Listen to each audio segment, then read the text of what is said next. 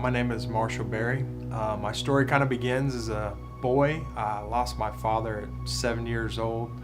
From there, I tried to figure life out.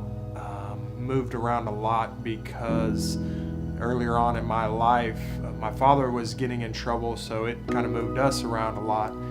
And never lived in a house more than 2 years of my life. And so I was never able to put down roots or get friends that were true friends where I felt I can open up to. And so I was always trying to impress people and be something different than inside I really felt. And so at a young age, I looked up to my older brother, who was kind of chasing girls and fast cars. And when he moved away when I was 10 years old, I looked up to my older sister, and she was dating gangbangers and got pregnant at 15. And so being a babysitter, she would actually pay me and my friends in alcohol to watch her newborn baby so she can be out and not lose her youth. And so it kind of started at a young age where I got into drinking alcohol, and that progressed into smoking marijuana. And at age 15, my brother introduced me to methamphetamines and actually had me transporting it from state to state. And my life was on a fast spiral, going nowhere fast, so you can say. And I just was lost and didn't know where to go.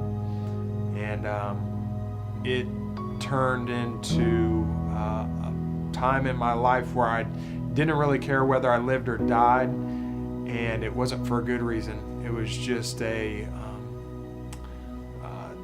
that missing something in my life that I tried to fill it with drugs. I tried to fill it with alcohol. I tried to silence all the confusion and anger inside of me. And so I was turning to being promiscuous and anything to try to make me feel quote unquote happy. And so as my teenage years progressed, my drug use progressed. I barely graduated high school with 4 D's and an A on my final report card, and was just happy to walk across stage. And so was my mom, because the first time I got arrested was at 15, then again at 18, and that was just a bad pattern that I got into. And the bad part is I was actually going to church the whole time. And my mom had taken us to churches growing up and really tried to give us a foundation, but it was more of a religious duty, I believe. It wasn't necessarily giving us a foundation that we really needed. I never really understood the Bible or the true gospel until I was an adult. And so as time progressed, my bad habits progressed. And when I got to age 21, my drinking had gotten so bad that I could drink a whole fifth of alcohol and then chase it with a 6-pack, and that was every Thursday, Friday, and Saturday. And so on one Saturday evening, I'd been smoking marijuana all day and decided to go to some bars, and I was dating a younger girl, and we got kicked out and ended up meeting up with some friends and went to this bar singing karaoke and just really trying to enjoy ourselves, as we thought enjoyment was. And one thing led to another, and I got behind the wheel of my then girlfriend's car, and really I don't remember much after that. Next thing I remember, I wake up in a jail cell wearing a paper suit and had no idea why. And I got a phone call. It was from my mom saying pretty much that last night I had 2 of my friends in the car with me. I was racing somebody. I flipped the car 5 times. One of my friends was ejected and was in ICU, and the other friend was dead. And being hungover and shocked and all these things, I really didn't know how to go back to this jail cell and process this. And so fast forward, I ended up spending 13 months in prison, and that's where God really started to do a work in my heart and started to show me my value and what my past was a preparation for my future.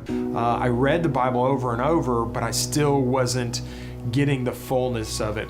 So after I got released from prison, I decided that I needed to kind of pay back what had happened. And so I started going to high schools and speaking to kids about, putting a face to the name of what their parents would say. Don't drink and drive, or don't get in the car with your friends who are drinking and driving. And I tried to really impact them in that way.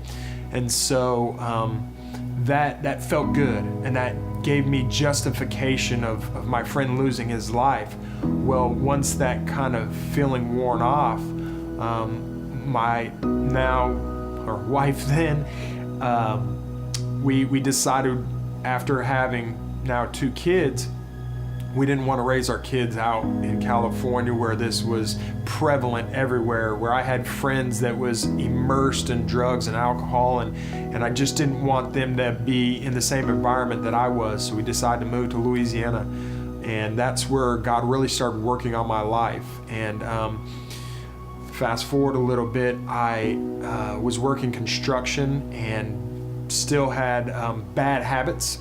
My body, I just misused.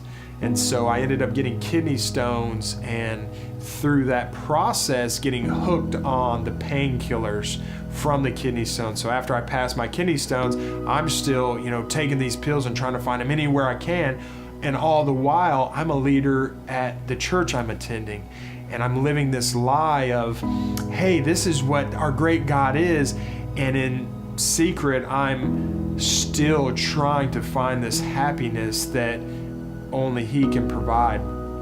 And so my gracious wife prayed for me. Didn't push me away, didn't hound me, but prayed for me, the best thing that she could have ever done. And so I was able to really have the Holy Spirit come into my life and knock me off my high horse and show me my faults. And through that, the Lord gave us an opportunity to move to Texas and help friends plant a church. And really it was there where the Lord truly revealed Himself, and I was able to, I wasn't getting fed as good of word as I had in a previous church, and so it gave me that angsting again, or that desire to get into His Word. And so through that process, now I had these leaders that I can start asking questions. And I remember this one moment of watching a 4-minute video, and I had already been a leader in 2 different churches now, moved away to help plant a church, and years into it, I'm finally having this true moment with God where He reveals to me that I still hadn't submitted myself to Him. So after this 4-minute video, it was a huge light bulb that went off, and it helped me realize that I was trying to control my future. I was trying to control my destiny, or what I thought I was supposed to do. And so through releasing my control, God really showed up and showed off in my life, and gave me this desire for His Word, to know and love Him truly as the Bible speaks about. And after that, we moved back to Louisiana from Texas, and the Lord really kind of took us through some tough seasons, but some wonderful seasons that helped us grow. And through that process of learning, the devil never stopped trying to pull me back in. So now what I was justifying as good, the devil was trying to use for evil. So now I had all this knowledge about the Word, and I had this love for the Word, and I started to judge others in our church, and I started to judge these leaders and judge all these people, because if you knew the Word like I knew the Word, then you would be doing this. And I started to lose my love for people. And that's kind of what brought us to Fellowship Church. I had lost a love for God's people. And so my first Sunday here at Fellowship,